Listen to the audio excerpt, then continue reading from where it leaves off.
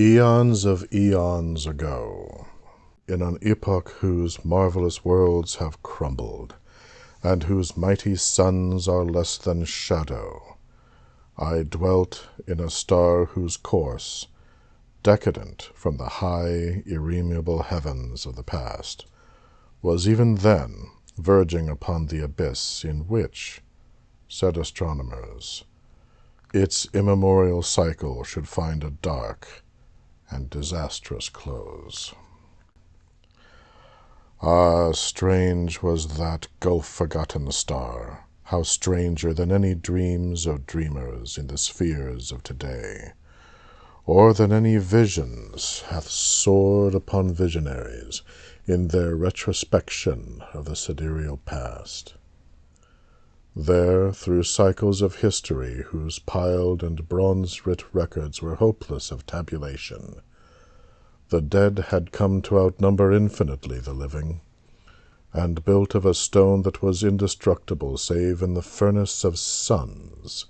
their cities rose beside those of the living like the prodigious metropoli of Titans, with walls that overgloomed the visceral villages, and over all was the black funeral vault of the cryptic heavens, a dome of infinite shadows, where the dismal sun, suspended like a sole enormous lamp, failed to illumine. And drawing back its fires from the face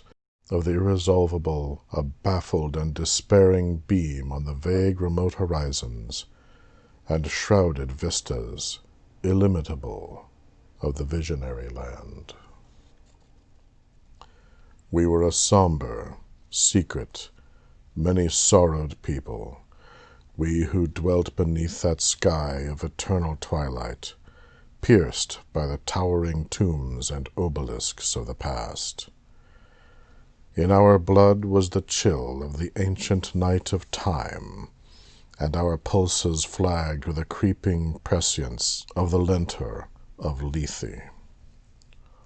Over our courts and fields, like invisible, sluggish vampires born of mausoleums, rose and hovered the black hours with wings that distilled a malefic languor made from the shadowy woe and despair of perished cycles. The very skies were fraught with opposition, and we breathed beneath them as in a sepulchre, forever sealed with all its stagnacies of corruption and slow decay, and darkness impenetrable, save to the fretting worm. Vaguely we lived, and loved as in dreams, the dim and mystic dreams that hover upon the verge of fathomless sleep. We felt for our women, with their pale and spectral beauty, the same desire that the dead may feel for the phantom lilies of Hadean meads. Our days were spent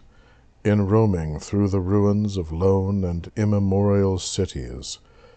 whose palaces of fretted copper and streets that ran between lines of carven golden obelisks lay dim and ghastly with the dead light, or were drowned forever in seas of stagnant shadow. Cities whose vast and iron-builded fanes preserved their gloom of primordial mystery and awe, from which the simulacrum of century-forgotten gods looked forth with unalterable eyes to the hopeless heavens, and saw the ulterior night, the ultimate oblivion. Languidly we kept our gardens, whose gray lilies concealed a necromantic perfume that had power to evoke for us the dead and spectral dreams of the past. Or, wandering through ashen fields of perennial autumn, we sought the rare and mystic immortelles, with somber leaves and pallid petals, that bloomed beneath willows of wan and veil-like foliage, or swept with a sweet and nepenthe-laden dew by the flowing silence of acherontic waters. And,